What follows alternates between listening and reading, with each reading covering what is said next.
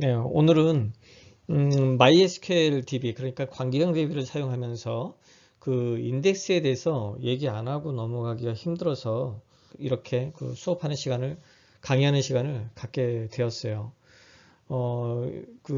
여러분들이 다른 DB 시간에 DB를 배우는지는 내가 잘 모르겠어가지고, 지난번에 그 발표할 때 그 MySQL DB를 한 번도 써본 적이 없다는 친구도 있어서 아무래도 이거는 DB 인덱스에 대해서 간단하게나마 얘기하고 넘어가야 되는 거 아닌가 싶은 생각이 들어서 이런 시간을 가지게 됐습니다.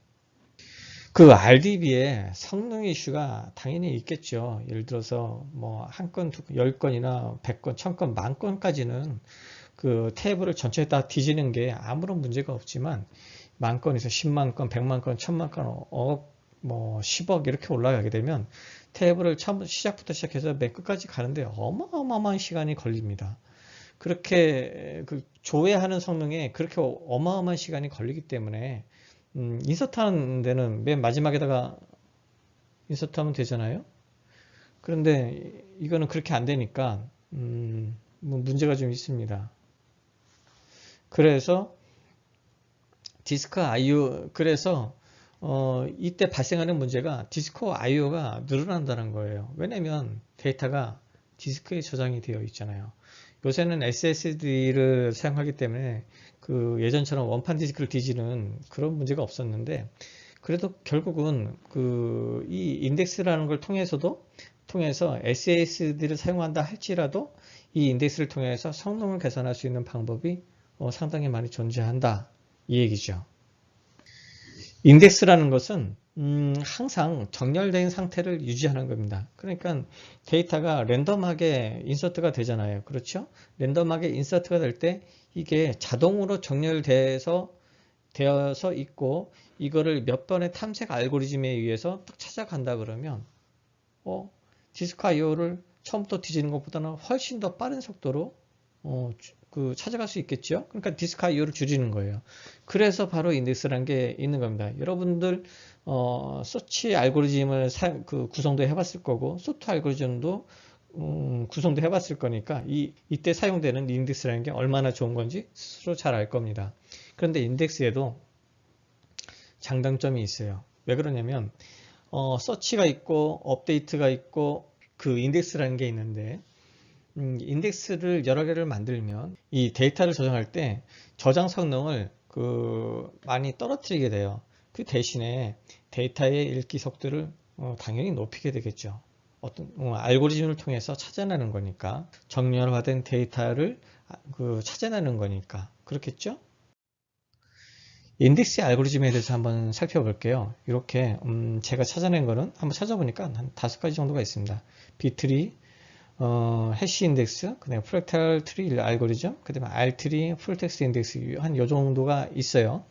B트리는 밸런스 트리 알고리즘인데 우리가 알고리즘 시간에서 배우는 그 균형 트리 그때 배우는 밸런스 트리하고 그러니까 균형 트리하고는 이진 균형 트리하고는 차원이 달라요. 이거는 자식 노드가 2개 이상입니다. 뭐 한 5개나 뭐 5개, 10개까지도 늘어날 수도 있어요. 그런데 이거를 그 노드가 그렇게 많은데도 자식 노드가 그렇게 많은데도 불구하고 밸런스를 유지를 해요. 예, 그런 차이점이 있습니다. 그래서 그런데 또 하나의 차이점은 뭐냐면 원래 데이터를 그러니까 한 컬럼의 데이터를 그대로 유지하면서 구성이 되고 예, 그런 게 비트리라는 알고리즘이 있는데 그거를 주로 그 RDB의 컬럼 인덱스를 사용할 때 많이 사용하는 알고리즘입니다. 해시 인덱스라는 것은 원래 데이터를 변형을 해요. 그러니까 컬럼에 있는 데이터를 변형을 해서 사용을 하고 이 컬럼에 있는 값을 해시 값을 뽑아서 저장해서 인덱스를 만들기 때문에 랜덤 액세스예요. 그러니까 이 해시 인덱스라는 거는 뭐냐면 어떤 패턴 검색은 안 되겠죠. 그렇죠. 하나의 데이터를 뽑을 때만 아주 빠르겠죠. 사실 해시 인덱스는 비트리 알고리즘보다는 훨씬 빠르긴 한데 문제는 뭐냐면 이 비트리 알고리즘은 그 패턴 검색이 되는데 반해 해시 인덱스는 패턴 검색이 안 돼요. 예, 그런 문제가 좀 있습니다. 그리고 프랙탈 알고리즘이 있는데 비트리의 단점을 예, 해시 인덱스를 좀 더 이거 빼먹었죠. 주로 그래서 메모리에 많이 사용되죠. 프랙탈 알고리즘도 있는데 비트리의 단점을 보완했고 데이터 변형은 없어요. 그런데 이제 삽입하고 삭제할 때 성능을 상당히 개선했대요. 사실 이 프랙탈 트리 알고리즘에 대해서는 찾아봐도 뭐 잘 안 나와서 예, 특화 걸려 있다고 합니다. 예. 그래서 대부분의 RDB 패키지에는 이 프랙탈 트리 알고리즘이 들어가 있는 경우가 별로 없어요. 특히 오픈 소스에는 아마 오라클에는 있지 않을까 생각이 됩니다. R3 인덱스라는 건 공간 인덱스에 주로 사용하는 거고, 스파셜 인덱스라는 건데, MySQL 사용하다 보면 이게 이 인덱스가 보일 거예요. 한번 찾아보시기를 바라겠고요. 풀텍스트 인덱스라는 것은 역인덱스 기술을 얘기를 해요. 형태수를 하기도 하고, 그 다음에 큰 문단 특징이 큰 문장을 검색할 때 주로 사용합니다. 이런 풀텍스트 인덱스만을 확대해서 패키지가 나온 게 있는데, 그게 바로 엘라스틱 서치입니다. 여러분들이 만약에 구글이라든가 네이버 같은 검색 서비스를 내놓고 싶다 그러면 이 풀텍스트 인덱스 기술을 포함한 엘라스틱 서치를 사용하게 되면 구글 서비스를 얼마든지 내놓을 수 있어요. 인덱스란 말은 이제 들어봤을 거고, 그 다음에 PK, FK에 대해서도 한번 알아봅시다. 먼저 이제 인덱스에 대해서는 이제 정의를 해봤으니까, 인덱스는 중복이 가능해요. 한 테이블에 여러 개 생성이 또 가능하죠. 물론 저장 성능의 저하가 떨어뜨리는 원인이 되기도 하지만, 어쨌든 간에 조회하는 성능은 이 인덱스에서 높일 수 있습니다.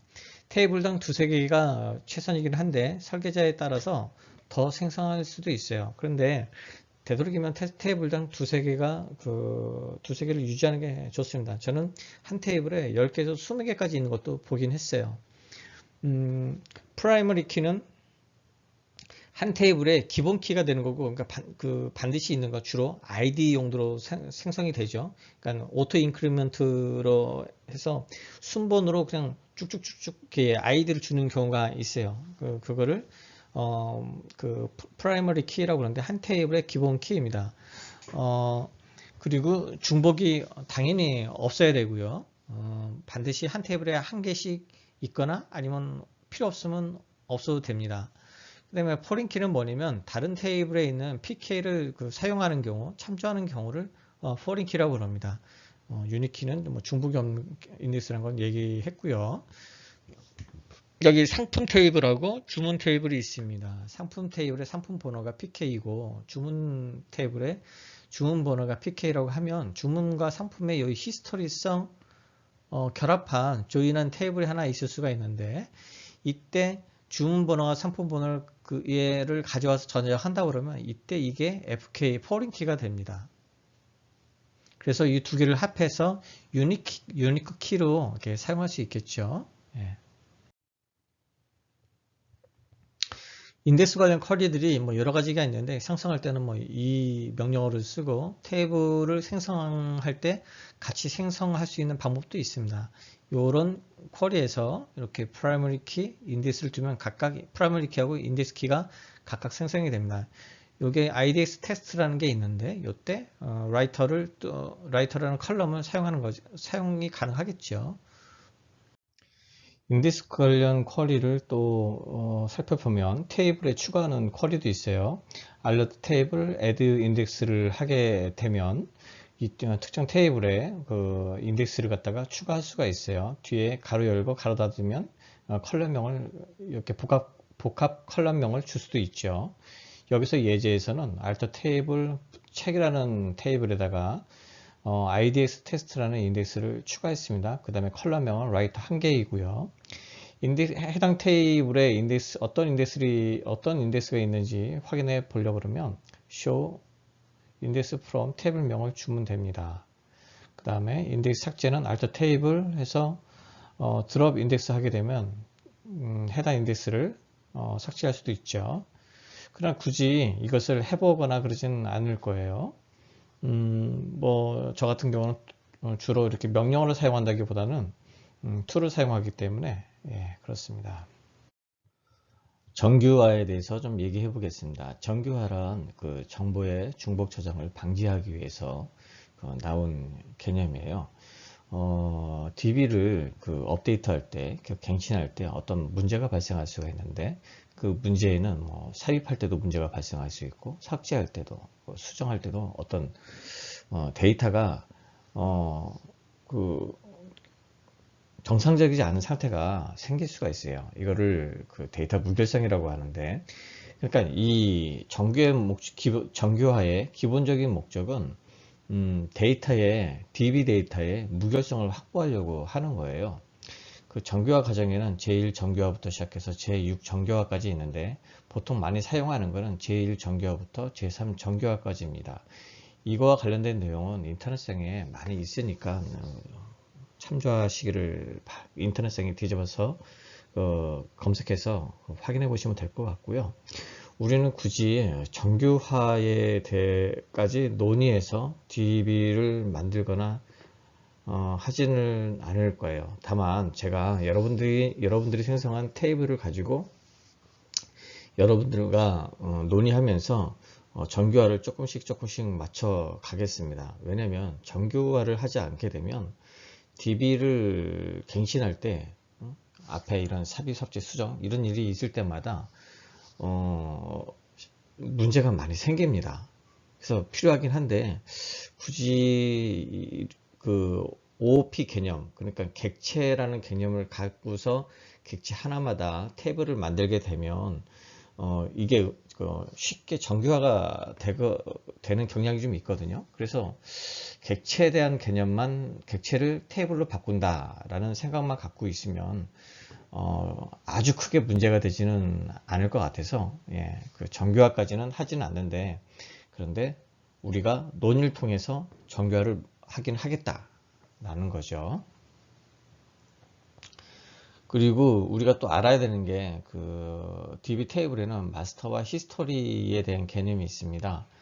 오픈 상점에 관한 서비스를 만든다고 개발한다고 할 때 보통 사용자하고 상품이 있으면 이거는 시간에 따라서 데이터가 쌓일지언정 그 데이터는 아무리 오랜 시간이 지난다 하더라도 처음부터 생성한 데이터는 항상 사용하게 되어 있죠.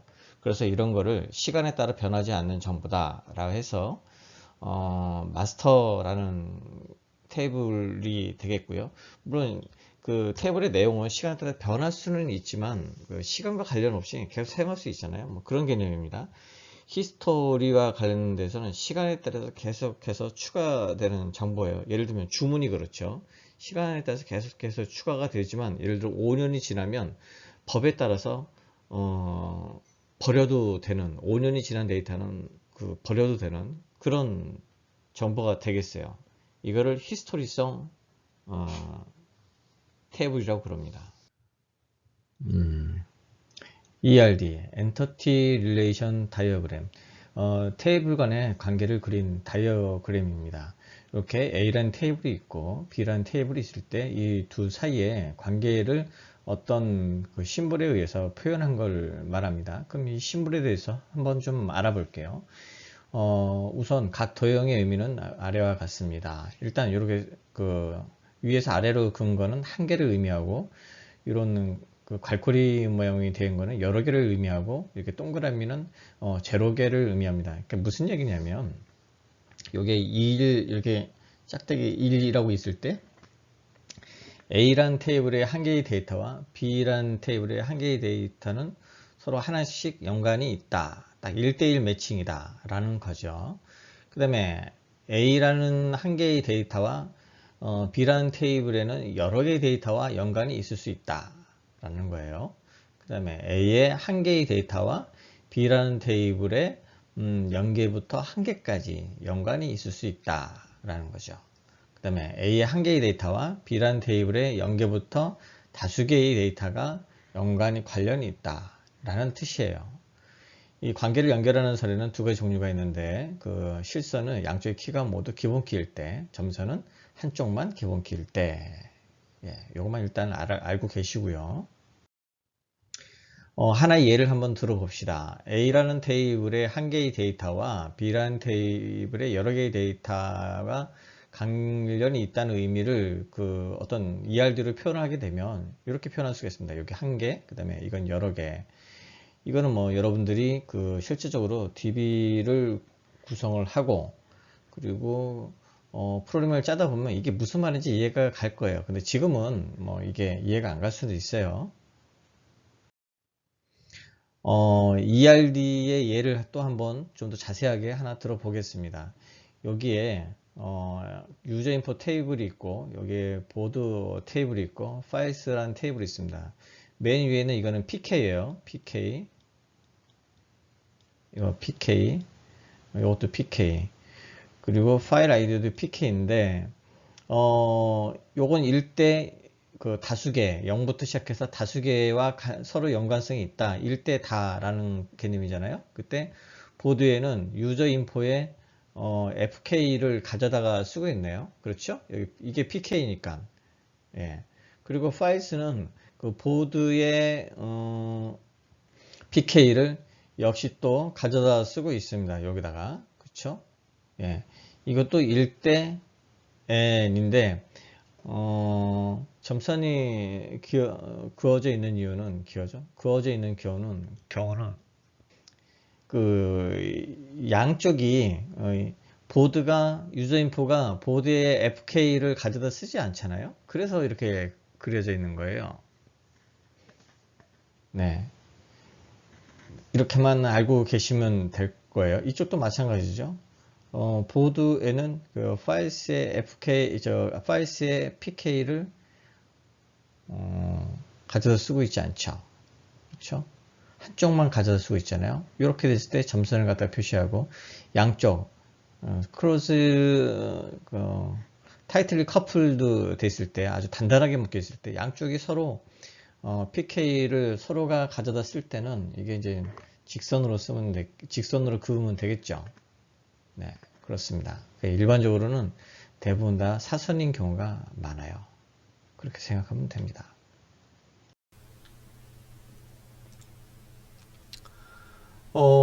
제가 만든 그 도커 그 스미싱 그 DB에 들어가서 그 테스트 테이블에 보면 여기에 이제 아까 뭐 좀 또 테스트 해다가 이제 말았는데 한번 봅시다. 네, 프라이머리 키가 있죠. 네, 이때 그 인덱스 키를 추가하고 싶으면 여기를 넣어요. 그리고 나서 여기다가 다시 열을 추가하면 되죠. 그러면 열이 이렇게 나온단 말이에요. 이때 고를 수가 있습니다. 이렇게 뭐 테스트라든가 고르고서 키도 이렇게 프라이머리 키 그 다 설명했어요. 그 다음에 이건 그냥 인덱스 키, 유니크 키, 풀텍스트 스파셜 해서 이거를 유니크 키로 별도로 지정하면 되고요. 이때 이게 뭐 키로 지정해도 되고 그래서 그냥 저장 버튼을 누르면 하이드 SQL에서는 이런 식으로 해서 저장 버튼을 누르면 네.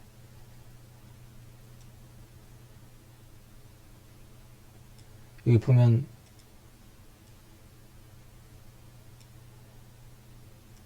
네. 요거죠. 요건데 요런 이름으로 생성이 됐다 라는 거예요.